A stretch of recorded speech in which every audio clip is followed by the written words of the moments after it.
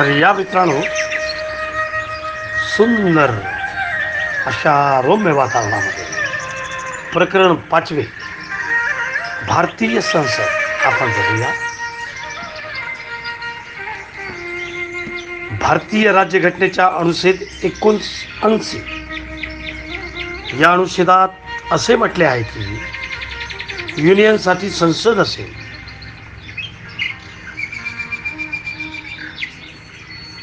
अशा संसदेत अध्यक्ष आणि 2 सदस्याचा समावेश असतो. पहिला राज्य परिषद म्हणजे राज्यसभा, दुसरा लोकसभा. पहिला राज्य परिषदेची रचना अनुच्छेद 80 मध्ये राज्यसभाच्या राज्य परिषदेच्या संरचनेचा समावेश आहे. काउन्सिल ऑफ स्टेटमेंटचे 238 प्रतिनिधी आहेत. किती? 238 सदस्य MP.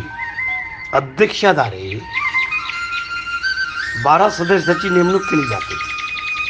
अशा व्यक्तींना साहित्य, कला, विज्ञान आणि सामाजिक सेवेमध्ये विशेष ध्यान, व्यावहारिक अनुभव आहे.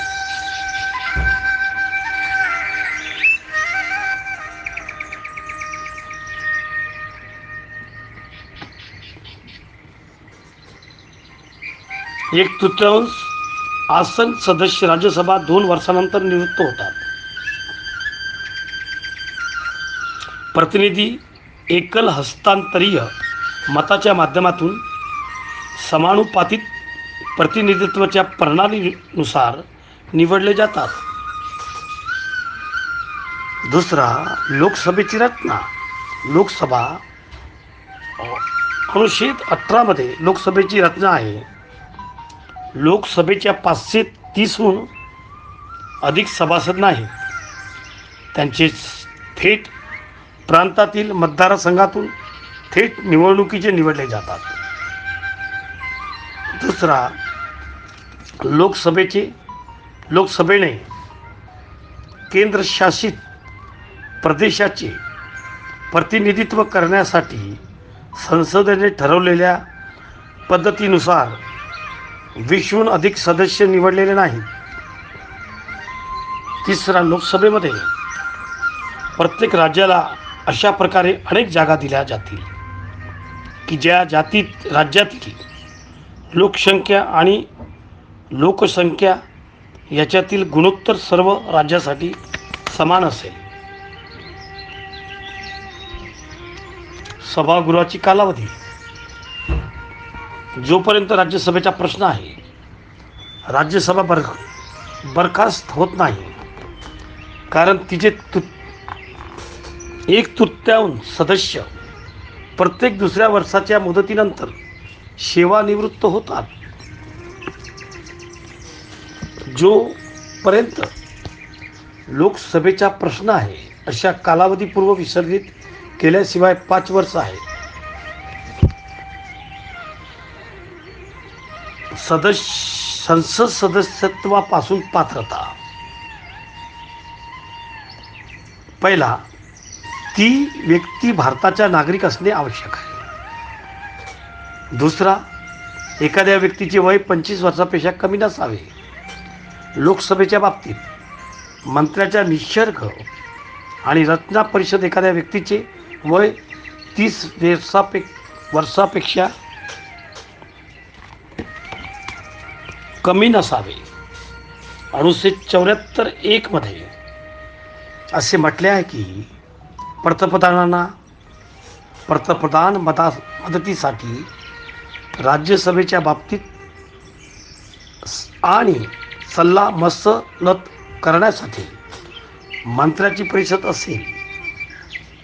तो ज्यांच्या कार्यकाळात अशा सल्ल्यानुसार कार्य करेल.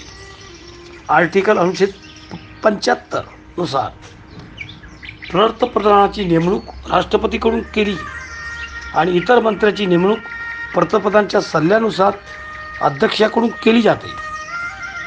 पंतप्रधान आपल्या सरकारामधील मंत्र्यांच्या कोणत्याही वेळी राजीनामा मागू शकतो, कारण ते पंतप्रधान होते. मंत्री निवडतात. मंत्री परिषद लोकसभेसाठी एकत्रित जबाबदार असेल. मंत्री परिषदेचा अधिकार काय? घटनेच्या संबंधित तरतुदीद्वारे ही स्थापना केली आहे की मंत्री परिषद कार्य केवळ सल्ला देत नाही, तर त्यांना निर्णय घेण्याचे अधिकार दिले जाते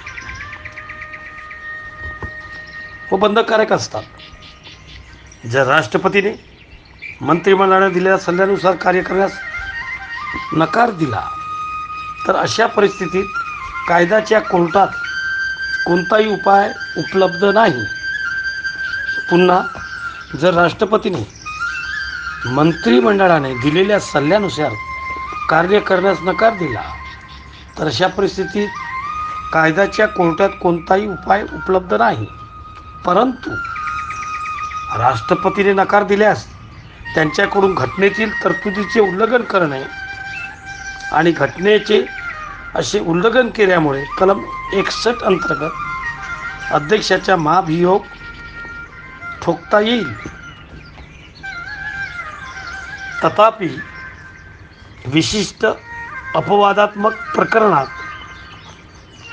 मंत्रिमंडळाच्या सल्ल्यानुसार राष्ट्रपती नकार देऊ शकतात. सरकारच्या संसदेच्या स्वरूपात मूळ तत्व सामूहिक जबाबदाऱ्याशी या तत्वाशी संबंधित आहे. पंतप्रधानाचे कार्य आणि स्थान. पहिला, मंत्री परिषदेचे प्रमुख म्हणून पंतप्रधान हे सरकारामधील ऐक्य कायम ठेवण्याचे कर्तव्य बजावत आहे की ऐक्य व स्थिरता टिकवून ठेवण्यासाठी पंतप्रधानांना त्याच्या सरकारामधील कोणत्याही मंत्र्याकडून राजीनामा देण्याची ताकद आहे. पंतप्रधान मंत्री निवडतात. दुसरा, पंतप्रधान म्हणजे मंत्रिमंडळ आणि राष्ट्रपती याच्यातील दुवा आहे. पंतप्रधानाचे कर्तव्य पुढीलप्रमाणे आहे.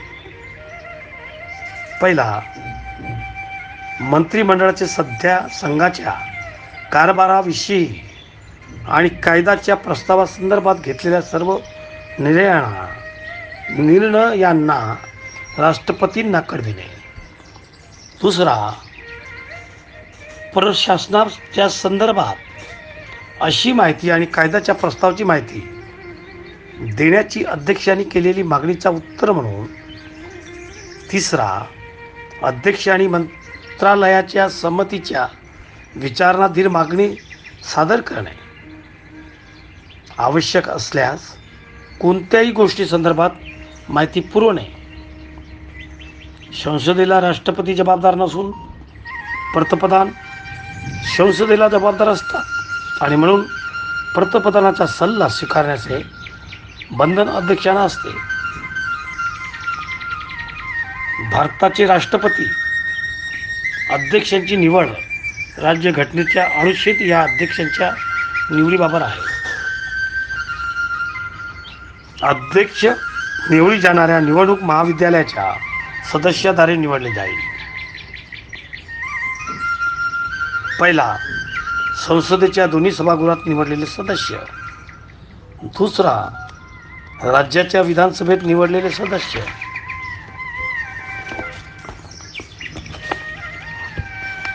अध्यक्ष निवडीचे आचरण अनुच्छेद 55(1) मध्ये असे नमूद केले आहे की वेगवेगळ्या राज्याच्या प्रतिनिधित्वाच्या प्रमाणात एकरूपता असणे आवश्यक आहे. कारण एकट्या हस्तांतरित मताच्या माध्यमातून प्रमाणित प्रतिनिधीच्या पद्धतीनुसार अध्यक्षाची निवडणूक आयोजित केली जाते. राष्ट्रपती पदाच्या निवडणुकीसाठी कोणतेही मतदानास पात्र असलेल्या मताची संख्या गणितातील सहयोगी म्हणून खालीलप्रमाणे दर्शविली जाऊ शकते. पहिला, राज्याची लोकसंख्या एकूण आमदारांची संख्या बरोबर पात्र असणाऱ्या आमदारांची संख्या. दुसरा, राज्य विधानसभेचे एकूण मते दोन्ही सभागृहाचे MP ची संख्या बरोबर पात्र असणाऱ्या MP च्या मताची संख्या. निवडणुकीच्या अध्यक्षपदासाठी पात्रता कलम 58 नुसार अध्यक्ष म्हणून निवडणुकीसाठी पात्रता खालीलप्रमाणे आहे. ती कोणती आपण बघूया. कलम 58 नुसार अध्यक्ष म्हणून निवडणुकीसाठी पात्रता खालीलप्रमाणे आहे. पहिला, तो भारताचा नागरिक असणे आवश्यक आहे. दुसरा, त्याचे वय 35 वर्ष पूर्ण केले असले पाहिजे. वय लक्षात घ्या, 35 वर्ष. तिसरा, लोकसभेचे सदस्य म्हणून त्यांनी निवडणुकीसाठी पात्र असणे आवश्यक आहे. चौथा, भारत सरकार किंवा राज्य सरकार, स्थानिक किंवा इतर कोणत्या संस्थांना आधी राहून त्यांनी कोणत्याही प्रकारच्या नफा कार्यालय धारण करू नये. तर राष्ट्रपतीचे अधिकार काय? पहिला, कार्यकारी अधिकारी. 1953 मध्ये अशी तरतूद आहे की युनियनचे कार्यकारी अधिकार अध्यक्षावर सोपविण्यात येतील. राष्ट्रपतीकडे निहित अशा कार्यकारी अधिकारांचा वापर घटनेनुसार करण्यात यावा असे निर्देश आहे. दुसरा, सैन्य शक्ती. राष्ट्रपती संरक्षण दलाचा सर्वोच्च कमांडर असतो. राष्ट्रपतीकडे युद्ध आणि शांतता घोषित करण्याचा अधिकार आहे, परंतु अशी सत्ता कायद्याद्वारे नियंत्रित केली जाते. तिसरा, मुत्सद्दी शक्ती. आंतरराष्ट्रीय क्षेत्रात आंतरराष्ट्रीय बाबीमध्ये देशाचे प्रतिनिधित्व केल्यापासून भारताच्या अध्यक्षाकडे मुत्सद्दी अधिकार असतात. सर्व आंतरराष्ट्रीय करार संसदेने मंजूर केलेल्या अध्यक्षीय नावाने काढले जातात. चौथा, आर्थिक अधिकार.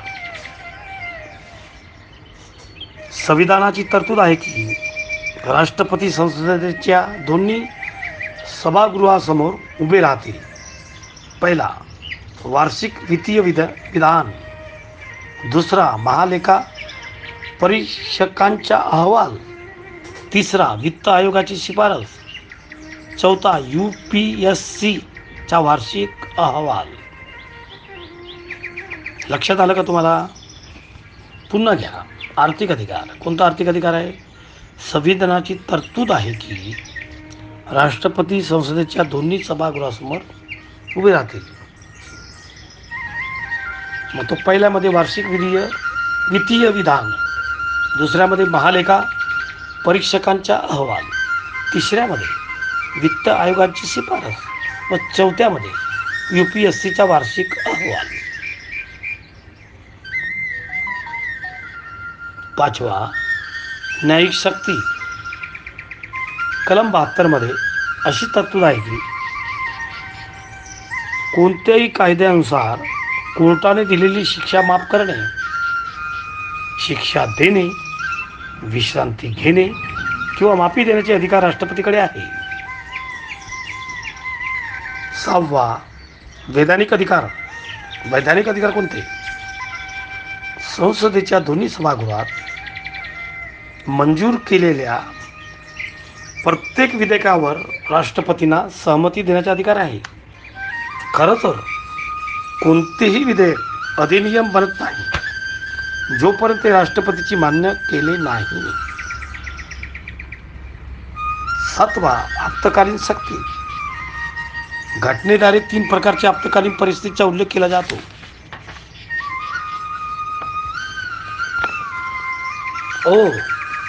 अनुच्छेद 352 हा बाह्य आक्रमणामुळे आणीबाणीच्या अस्तित्वाची संबंधित आहे, ज्यायोगे भारताची सुरक्षा धोक्यात आली आहे.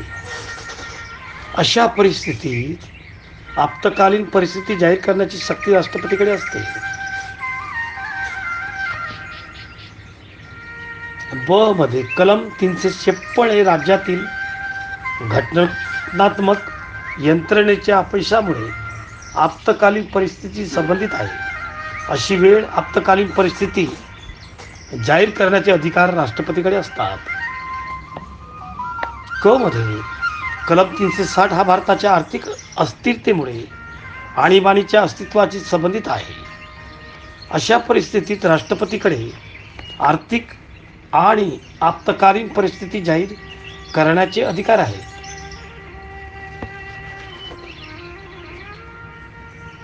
अध्यक्षांचे विशेषाधिकार 1. अनुच्छेद 361 1. राष्ट्रपती कोणत्याही भारतीय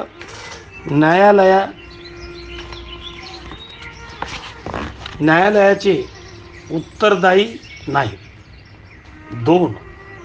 अनुच्छेद 361 2 मध्ये राष्ट्रपतीवर फौजदारी कारवाई नाही. 3. कलम 661 3 प्रमाणे अध्यक्षांना अटक किंवा तुरुंगवास नाही. 4 प्रमाणे कलम 611 4 राष्ट्रपतीवर कोणतीही दिवाणी कारवाई नाही. आता संक्षिप्त टिपा भारताचे महान्याय प्रतिनिधी नियुक्ती. राज्यघटनेच्या कलम 76 हे भारताच्या महान्याय प्रतिनिधीशी संबंध आहे. सर्वोच्च न्यायालयाचे न्यायाधीश म्हणून नियुक्त होण्यास पात्र किंवा पात्र ठरलेल्या व्यक्तीला अध्यक्ष म्हणून राष्ट्रपती नियुक्त करतात. भारताच्या महान्याय प्रतिनिधीचे कर्तव्य. अशा कायदेशीर बाबीबाबत सरकार सल्ला देणे आणि राष्ट्रपतींनी त्याला सांगितलेल्या कायदेशीर पात्राची अशी इतर कर्तव्य पार पाडणे हे महान्याय प्रतिनिधी कर्तव्य आहे. महान्याय प्रतिनिधीचे भारतातील सर्व न्यायालयामध्ये प्रेक्षकांना हक्क असेल. राज्याचे महाधिवक्ता नियुक्ती. प्रत्येक राज्याला राज्यपाल उच्च न्यायालयात न्यायाधीश म्हणून नियुक्त पात्र ठरलेल्या व्यक्तीला राज्याचे महाधिवक्ता म्हणून नियुक्त करील. महाधिवक्ताचे कर्तव्य भारताचे महान्याय प्रतिनिधी म्हणून पण राज्य पातळीवर असणे. मित्रांनो, आपण राष्ट्रपती, पंतप्रधान आणि सर्व आपण बघत आहोत.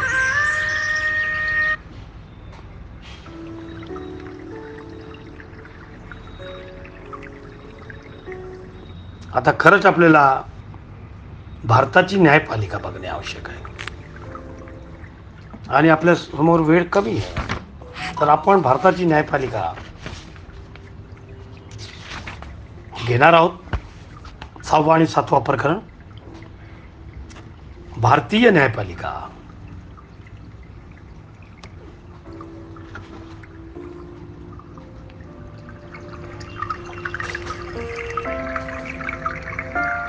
घटनात्मक उपचार. भारतीय राज्यघटनेच्या भाग 4 च्या अंतर्गत प्रत्येक नागरिकाला मूलभूत अधिकारांची हमी दिली जाते. हे मूलभूत अधिकार हमी दिले गेले आहेत जे राज्याविरुद्ध प्रत्येक नागरिकास उपलब्ध आहेत. अशा मूलभूत अधिकारांच्या संरक्षणाची आवश्यकता निर्माण झाली आहे, कारण व्यक्तीच्या तुलनेत राज्य अधिक सामर्थ्यवान आहे. राज्यघटनेच्या मूलभूत अधिकाराबरोबर घटनेच्या कलम 32 अंतर्गत मूलभूत अधिकारांच्या अंमलबजावणीसाठी प्रभावी उपाय देखील उपलब्ध करून दिला आहे.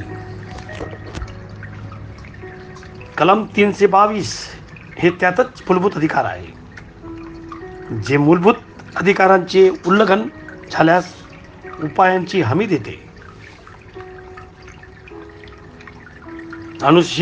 घटनेच्या अनुच्छेद 32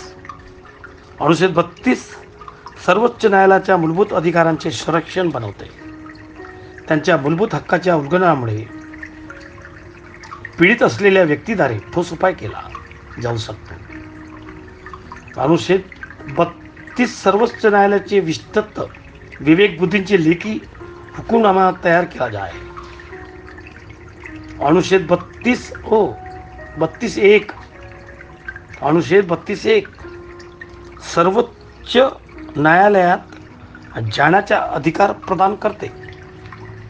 अनुच्छेद 32(2) मध्ये असे म्हटले आहे की मूलभूत अधिकारांच्या बाबतीत सुप्रीम कोर्टाचा आदेश किंवा दिशानिर्देश जारी करण्यास किंवा लेखी हुकुमनामा पाठविण्यास सक्षम केले गेले आहे. अनुच्छेद 32(3) मध्ये असे तरतूद आहे की सर्वोच्च न्यायालयाने अनुच्छेद 32च्या अंतर्गत सर्व किंवा सर्व शक्ती वापरण्याचा अधिकार असलेल्या संसदेला कायद्याच्या आधारे कोणतेही अन्य न्यायालय त्याच्या कार्यक्षेत्रात मर्यादा घालता येईल. अनुच्छेद 32(4) मध्ये असे तरतूद आहे की यामध्ये कलम 32 द्वारे हमी दिलेला हक्क घटनेने प्रदान केल्याखेरीज निलंबित केला जाणार नाही. घटनेचे कलम 226 किती? घटनेचे कलम 226 मूलभूत अधिकारांचे उल्लंघन झाल्यास कलम 226 मध्ये उच्च न्यायालयातील प्रकरणात लेखी हुकुमनामा जाहीर करण्याचे समान अधिकार देखील देण्यात आले आहेत. अनुच्छेद 32 अंतर्गत सर्वोच्च न्यायालयाच्या अधिकारापेक्षा लेखी हुकुमनामा जारी करण्यास उच्च न्यायालयाची शक्ती अधिक विस्तृत आहे. कारण मूलभूत अधिकाराच्या अंमलबजावणीसाठी अन्य हेतूसाठी लेखी हुकुमनामा जाहीर करण्याचे उच्च न्यायालयात अधिकार आहे. घटनात्मक उपायावर नागरिकांना खाली लेखनाचा मार्ग उपलब्ध आहे. पहिला, हबीब कॉर्पस प्रत्यक्षीकरण. हबीब कॉर्पस ब्रॅकेटमध्ये प्रत्यक्षीकरण. एखाद्या व्यक्तीच्या अटकेस सदोष मनुष्यवस्ती असल्यास किंवा जेव्हा एखाद्या व्यक्तीला अधिकार क्षेत्राशिवाय ताब्यात घेतले जाते तर न्यायालयासमोर हजेरी लावण्यासाठी हबीस कॉर्पस हा लेखी हुकुमनामा दिला जातो. हबियास कॉर्पसचा हेतू म्हणजे शिक्षेची शिक्षा देणे, बेकायदेशीरपणे ताब्यात घेतलेल्या एखाद्या व्यक्तीला मुक्त करणे आहे. हबीस कॉर्पसचा आधार पहिला, बेकायदेशीरपणे किंवा कुठल्याही अधिकारावर क्षेत्राविना कायद्याच्या ताब्यात घेतले पाहिजे.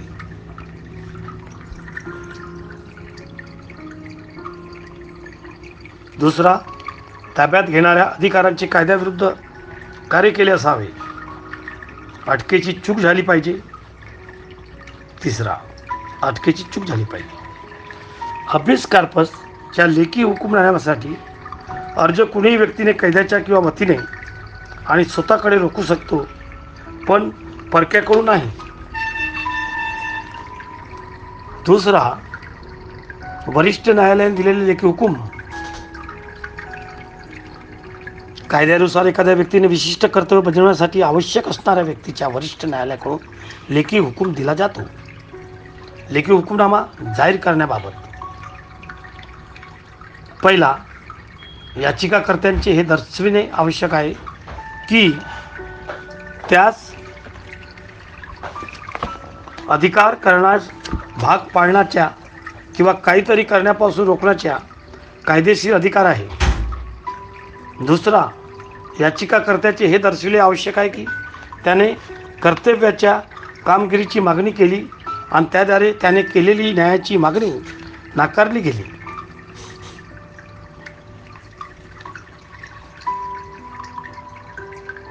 तिसरा, याचिकाकर्ता खाजगी विवाद निकाली काढण्यासाठी लेखी हुकुमनाम्यासाठी अर्ज करू शकत नाही. चौथा, भारताचे राष्ट्रपती किंवा राज्याचे राज्यपाल यांच्याविरुद्ध लेखी हुकुमनाम्यासाठी जाहीर केली जाऊ शकत नाही. पाचवा, याचिकाकर्ता लाचसाठी दोषी असू नये. 6. याचिकाकर्ता त्याला लेखी हुकूमनाम्याची साठी अर्ज करू शकत नाही जर त्याला पर्यायी उपाय उपलब्ध नसेल तर.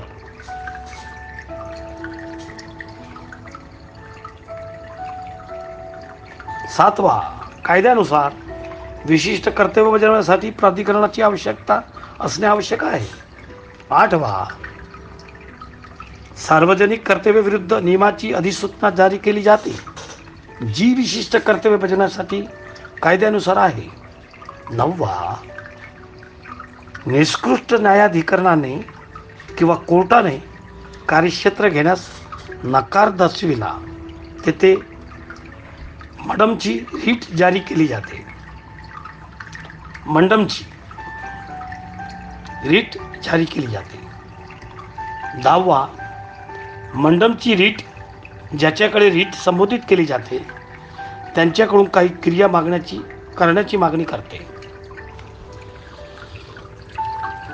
3. प्रमाणपत्र लेखन. प्रतिलेख प्रमाणपत्राचा उद्देश न्यायालयीन संस्था आणि प्रशासकीय न्यायाधिकरणाचा मर्यादित ठेवणे आहे.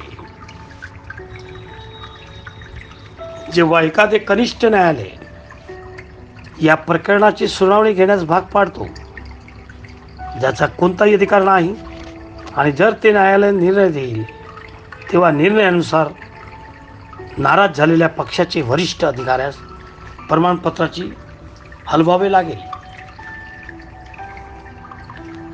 4. प्राधिलेखास बंदी. प्राधिलेख प्रमाणपत्र आणि निषेधाचे लेखन हे समान पात्र आहे. दोन्हीमधील फरक खालीलप्रमाणे आहे. निष्कृष्ट न्यायालयाने आपला निर्णय जाहीर केल्यावर प्रमाणपत्राच्या प्राधिलेखांचा जारी केला जातो जेणेकरून न्यायालयीन प्राधिकरणाचे योग्य अधिकारी क्षेत्रविना दिलेला असा निर्णय रद्द करता येतो किंवा बाजूला ठेवता येतो. न्यायालयीन प्राधिकरणाद्वारे निर्णयाच्या घोषणेपूर्वी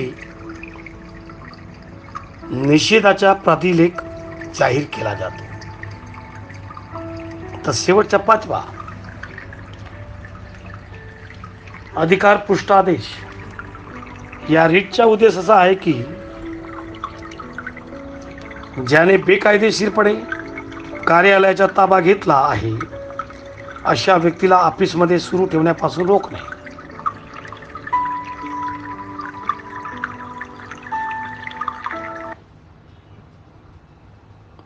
आणि मित्रांनो, आज आपण आपल्याला भारतातील न्यायपालिका प्रणाली याच्यावर सुद्धा बोलायचे आहे. पुढच्या 3ऱ्या तासामध्ये भारताची राज्यघटनेच्या अंतर्गत कायदा बनविणे, आपकालीन तरतुदी करणे, दुरुस्ती आणि मूलभूत रचना शिकवण, भारतीय राज्यघटनेच्या अंतर्गत सेवा,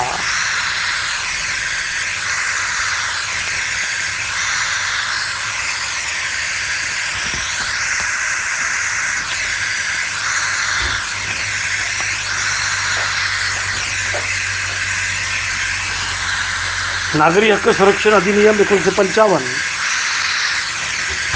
आणि अशा प्रकारे आपली भारतीय राज्यघटना पूर्ण करायची आपल्याला आहे. तरी पण डॉक्टर सच्चिदानंद फुलेकर आपल्या सेवेशी हजर आहे.